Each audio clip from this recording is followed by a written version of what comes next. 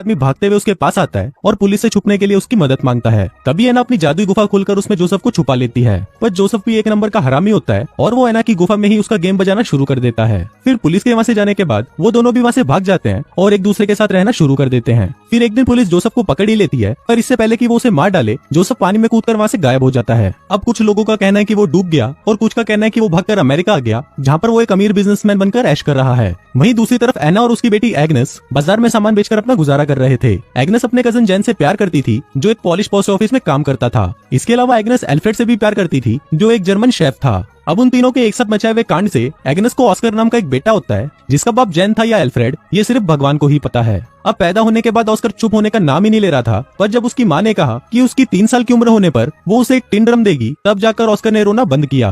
फिर 3 साल का होने पर जब ऑस्कर ने अपने बर्थडे पार्टी में लोगों को शराब पीते हुए और नंगा नाच करते हुए देखा, तो उसने डिसाइड किया कि वो कभी भी बड़ा ही नहीं होगा और अपने इसी महान काम को पूरा करने के लिए वो सीढ़ियों से कूदकर नीचे गिर जाता है। और अब उसके बाद से ही ऑस्कर हमेशा के लिए 3 साल का ही रह जाता है। ऑस्कर कभी भी अपने टूटे हुए ड्रम को खुद से अलग नहीं करता और जब भी कोई उससे वो ड्रम छीनने की कोशिश करता है तो ऑस्कर इतना जोर से चिल्लाता है कि वो अपनी आवाज से कांच को भी तोड़ देता है। अब टाइम बीतता है और हम देखते हैं कि ऑस्कर अब 6 साल का हो गया है, पर ना तो वो बड़ा हो रहा था और ना ही वो अपने टूटे हुए ड्रम को छोड़ रहा था। और अगर कोई उससे वो ड्रम छीनने की कोशिश करता तो ऑस्कर अपनी आवाज से कांच तोड़ देता। अब ऑस्कर की इस पावर को देखकर डॉक्टर्स भी हैरान थे, पर ऑस्कर के परिवार को सिर्फ ये जानना था कि वो बड़ा क्यों नहीं हो रहा। दूसरी तरफ हम देखते हैं कि एग्नेस हर गुरुवार को ऑस्कर के साथ शहर जाया करती थी और काम के बहाने ऑस्कर को एक दुकान में छोड़कर वो जैन के पास जाकर उसके साथ घचाघच किया करती थी। पर एक दिन ऑस्कर को अपनी माँ की इस चढ़ती जवानी के बारे में पता चल जाता है। अब कुछ साल और बीतते हैं और ऑस्कर अब 12 साल का हो चुका है। फिर एक दिन ऑस्कर अपने मॉम डैड के साथ सर्कस देखने जाता है, जहाँ पर कुछ बोने लोगों को परफॉर्म करता देखकर ऑस्कर के मॉम डैड को भी लगने लगता है कि शायद ऑस्कर भी बोना है। फिर सर्कस खत्म होने के बाद ऑस्कर बेब्रा नाम के एक बोने से मिलता है, जो कि ऑस्कर के इस टैलेंट को देखने के बाद उसे अपने सर्कस में काम करने के लिए बोलता है। पर तभी वहाँ पर ऑस्कर के मॉम डैड आ जाते हैं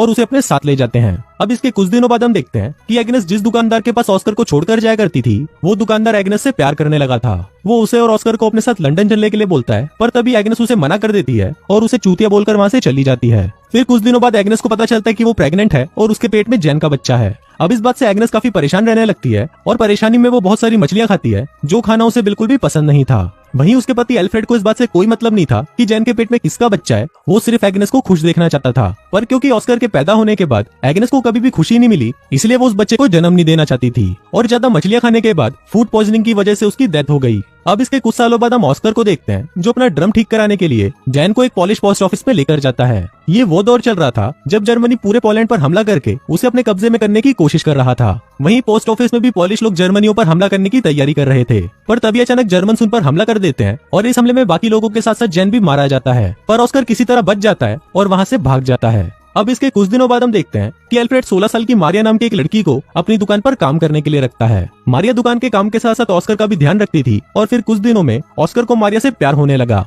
ऑस्कर भी मारिया जितनी ही उम्र का था, पर मारिया को इस बात पर यकीन नहीं था और उसे लगता था कि वो अभी भी बच्चा ही है। फिर एक रात जब एल्फ्रेड किसी काम से शहर से बाहर जाता है, तो ऑस्कर अपने अंदर की बढ़ती हवस को रोक नहीं पाता और वो मारिया के कंबल में घुसकर उसके साथ गचागच मचाना शुरू कर देता है। अब मारिया को भी इसमें मजा आ रहा था, इसलिए वो भी ऑस्कर को नहीं रोकती। अब धीरे धीरे ऑस्कर उसके और करीब आने लगा, पर फिर एक दिन उसे पता चला कि मारिया का एल्फ्रेड के साथ अफेयर चल रहा है। मारिया एल्फ्रेड से बहुत प्यार करती थी, पर एल्फ्रेड सिर्फ उसका इस्तेमाल कर रहा था। अब इस बात से मारिया बहुत ज्यादा दुखी हो जाती है और रोने लगती है। पर जब ऑस्कर उसे संभालने उसके पास आता है, तो मारिया उसे बोना बोलकर उसके पिछवाड़े पर लात मार देती है। अब कुछ महीनों बाद हम देखते हैं कि मारिया एल्फ्रेड के बच्चे की माँ बनने वाली थी और ऑस्कर उस बच्चे को मारना चाहता था, पर मारिया ऐसा होने नहीं देती। फिर इसके कुछ दिनों बाद मारिया एक लड़के को जन्म देती है, जिसको पाकर सभी लोग खुश थे, पर ऑस्कर इससे बिल्कुल भी खुश नहीं था, क्योंकि उसे लगता था कि ये बच्चा उसका है। दूसरी तरफ हम ऑस्कर के दोस्त बेब्रा को देखते हैं, जो कि वर्ल्ड वॉर 2 के दौरान नाजी आर्मी में एक बड़ी पोस्ट पर काम करता था। फिर एक दिन उसने ऑस्कर को भी अपनी टीम में आने को कहा, जो कि पेरिस में एक परफॉर्मेंस करने वाले हैं। अब ऑस्कर उनके साथ मिलकर सभी को अपना टैलेंट दिखाने लगता है और इसके साथ उसे अपनी टीम की एक लड़की रोजविता से भी प्यार हो जाता है। अब टाइम बीतता है और हम देखते हैं कि ऑस्कर अपने बौने दोस्तों के साथ खुश था